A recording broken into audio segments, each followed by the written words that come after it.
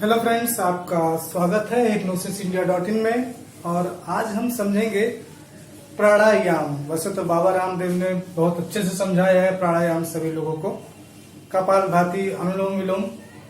तो आज थोड़ा डीप में जाके देखते हैं, थोड़ा गहरे में जाके देखते हैं कि ये प्राणायाम वास्तव में होता क्या है।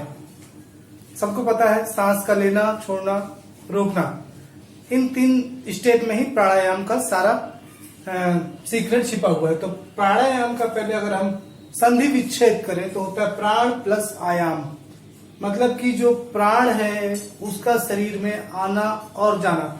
नाम पे विशेष ध्यान देंगे, प्राण प्लस आयाम, प्राणों का शरीर में आना और जाना प्राणायाम। ऑक्सीजन का नहीं, प्राण का। जब भी आप सांस लेते हैं, सांस के थ्रू प्राण नाम का एक तत्व है जो शरीर में आता है और शरीर से जाता है। प्राणायाम करने से क्या होगा ये अलग बात है, उसके बारे में बाद में डिस्कस करेंगे। लेकिन अगर प्राणों के आने और जाने में से कोई भी एक घटना रुक जाए तो व्यक्ति मृत हो जाता है, जीवित नहीं रहता। इसलिए सांस को या सांसों के लेने के ढंग को समझना जरूरी है कि वास्तव में इस प्राणायाम को करने से क्या होता है और क्यों होता है। तो प्राणायाम को हम 3 पार्ट में डिवाइड कर सकते हैं, सांस के लेने, रोकने और सांस को रिलीज करने के रूप में। तो सांस के लेने को हम कहते हैं पूरक, जब सांस अंदर भर रही हो। जब सांस को रोकते हैं तो पूरा शरीर जो है वो घड़े की तरह हो जाता है जिसमें सांस भरी हुई है, तो उसको हम कुंभक कहते हैं। जैसे कुंभ मतलब घड़ा होता है। और सांस के बाहर निकालने की प्रक्रिया को कहते हैं रेचक। अब ये पूरक, कुंभक और रेचक में बहुत सी चीजें छुपी हुई हैं। पूरक और कुंभक के बीच में भी एक होता है पूरक कुंभक। पूरक कुंभक, पूरक कुंभक का मतलब होता है कि सांस को अंदर रोक के रखना। पूरक किया आपने, सांस को भरा, रोक दिया, तो वो हो गया पूरक कुंभक। ये जनरली काफी इजी होता है प्राणायाम में, इसको करना आसान होता है। आप सांस भर के कुछ देर रोक सकते हैं आसानी से, ज्यादा देर भी रोक सकते हैं। इस समय को जितना ज्यादा आप बढ़ाते हैं, आपके शरीर का जो चुंबकीय क्षेत्र है उतना ज्यादा बढ़ता है। आपके शरीर का जो स्वास्थ्य है वो उतनी अधिक तेजी से इम्प्रूव होता है जितना ज्यादा आपकी सांस रोकने की क्षमता होगी। क्योंकि सांस अगर आप प्राण को ज्यादा देर तक रोक के रखेंगे तो आप सबके शरीर के सभी पार्ट्स में वो जा पाएगा। और जहां जहां प्राण जाएंगे आपके शरीर में, वो शरीर के पार्ट्स फिर से जीवित होने लग जाएंगे, फिर से नए जैसे होने लग जाएंगे। सेल्स में इंप्रूवमेंट दिखाई देने लग जाता है बहुत जल्द सांस रोक के रखने से। पूरक कुंभक, सांस को भरना, रोक के रखना। जैसे ही आपने सांस को रोका, क्योंकि जनरली हमारी सांस लेने की अवस्था ये होती है कि हम यहां से सांस लेते हैं, बस यहीं से। छोटे बच्चों को आपने देखा होगा, नहीं देखा होगा तो ध्यान से देखिए। वो जब सांस लेते हैं तो उनका पेट फूलता है, वो पेट से सांस लेते हैं, नाभि तक उनकी सांस पूरी भरती है। लेकिन धीरे धीरे जैसे जैसे आदमी, इंसान बड़ा होते जाता है, वो सांस ऊपर से लेने लग जाता है। तो सामान्य व्यक्ति या आप किसी को भी देखेंगे तो सामान्य सांस से बस सीने से आ और जा रही होती है, सिर्फ हल्का सा फेफड़े में जाता है, थोड़ा सा, जितना जरूरी है। इसलिए हमारी क्षमता भी घट गई है और शरीर के स्वास्थ्य में भी जो है आपको वो सुधार ज्यादा नजर नहीं आता। तो जैसे ही आप पूरा कुंभक करेंगे, सांस को भर के रोकेंगे, रोकने की क्षमता को बढ़ाएंगे, आपके शरीर की आभा बढ़ने लग जाएगी। शरीर के चारों तरफ का चुंबकीय क्षेत्र बढ़ने लग जाएगा। आप आसानी से लोग आपसे प्रभावित होने लग जाएंगे क्योंकि आपके शरीर में पॉजिटिव एनर्जी बढ़ जाएगी। प्राण जो है कुंभक करने के कारण पूरे शरीर के सभी पार्ट्स में आसानी से जा पाएगा। ओके, कुंभक के बाद जो रेचक की क्रिया होती है, ओके, सांस को भरना, सांस को रोकना कुंभक, सांस को छोड़ना रेचक।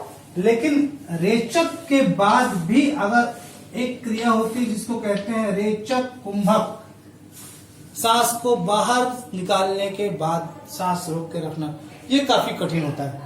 क्योंकि जब पूरी सांस शरीर से बाहर निकल जाती है पूरी सांस शरीर से बाहर निकल जाती है। तो एक एक सेकंड भारी होता है, पूरा शरीर एक एक रोआ आपका सांस लेना चाहता है अंदर और आपने रोक के रखा हुआ है। वो क्षण बहुत महत्वपूर्ण होता है रेचक कुंभक का, जो काफी ज्यादा इंपॉर्टेंट है। इसके बारे में जब हम नेक्स्ट पार्ट में संकल्प के बारे में पढ़ेंगे, वहां पास संकल्प या रिजोल्यूशन के बारे में, तो वहां पास आपको रेचक कुंभक के महत्व को अच्छे से समझाएंगे। तो प्राणायाम की 3 क्रियाएं, पूरक, कुंभक और रेचक। सांस को लेना, रोक के रखना, कुंभक, और सांस को बाहर छोड़ देना। चाहे आप अनुलोम विलोम करें या फिर कपालभाति करें, भस्त्रिका करें या भ्रामरी प्राणायाम करें, उज्जाई प्राणायाम करें, चंद्रभेदी प्राणायाम करें, सूर्यभेदी प्राणायाम करें, शीतकारी करें या शीतली करें, सभी में पूरक, कुंभक और रेचक के अनुपात में अंतर होता है। बाकी क्रियाएं इन्हीं तीनों से मिलकर बनी हुई होती हैं। ठीक, अब जब हम सम्मोहन की बात कर रहे हैं तो सम्मोहन के पर्पज से ये समझना जरूरी है कि एक सम्मोहन करता या हिप्नोटिस्ट को प्राणायाम क्यों करना चाहिए, प्राणायाम करने से क्या फर्क पड़ेगा। तो इसको इस तरह से समझिए कि किसी भी पर्सन को जब आप हिप्नोटाइज करते हैं या चाहते हैं कि वो आपके अनुसार काम करे या वो सम्मोहित हो या फिर वो आपकी बातों को माने, तो इसके लिए क्या जरूरी होता है? इसके लिए ये जरूरी होता है कि जब आप उससे बात कह रहे हो उस समय आपके मन में दूसरी बातें न चल रही हों। फिर से सुनिएगा, जब आप किसी व्यक्ति को कोई बात कह रहे हैं और उसी वक्त आपके मन में और कई सारे विचार चल रहे हैं, तो जो बात आप कर रहे हैं उस बात में वो प्रभाव नहीं आ पाएगा। क्यों? क्योंकि वो बात सिर्फ जुबान से कही जा रही है, मुंह से कही जा रही है और माइंड में कई लेयर्स में थॉट चल रहे हैं। इसी तरह जब आप किसी को हिप्नोटाइज करते हैं तो हिप्नोटाइज करते समय अगर आपके माइंड में जो आपको करना है उसके अलावा और भी विचार चल रहे होते हैं तो ये मुश्किल होता है कि वो आपके विचार के अनुसार ही आप जो सजेशन दे रहे हैं उसको एक्सेप्ट करे, क्योंकि कई लेयर में विचार होंगे तो ध्यान सभी जगह जाएगा। आपको फोकस रखना पड़ेगा जिस व्यक्ति को आप सम्मोहित कर रहे हैं, जिस व्यक्ति को आप बदलाव चाहते हैं, जिस व्यक्ति को आप सुझाव दे रहे हैं, उस व्यक्ति के ऊपर आपकी स्क्रिप्ट फिक्स होनी चाहिए, तभी इसका असर दिखाई देता है। प्राणायाम करने से क्या होता है? जब हम प्राणायाम करते हैं तो हमारा ध्यान प्राणों के आयाम या सांस लेने, रोकने और छोड़ने के बीच रहता है। तो इस समय हम ज्यादा विचार नहीं कर सकते क्योंकि बात सांस से रिलेटेड है, जीवन से रिलेटेड है, प्राण से रिलेटेड है।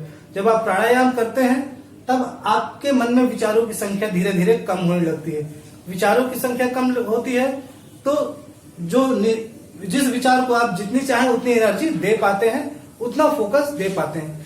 इसलिए एक हिप्नोटिस्ट को या एक सामान्य व्यक्ति को भी अपने जीवन में स्वस्थ रहने के लिए लगभग रोज प्राणायाम करना चाहिए, कंटिन्यू करना चाहिए और अपनी सांस को रोकने की क्षमता को बढ़ाने का प्रयत्न करना चाहिए, क्योंकि जैसे जैसे सांस रोकने की क्षमता बढ़ेगी वैसे वैसे मन में विचार कम होने लग जाएंगे। विचार कम होंगे तो जो विचार है उन विचारों पे आप प्रॉपर ध्यान दे पाएंगे और सामने वाले पर वैसा इफेक्ट डाल पाएंगे।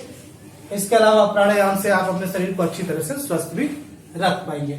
नेक्स्ट पार्ट में हम समझेंगे कि त्राटक और प्राणायाम और विचार।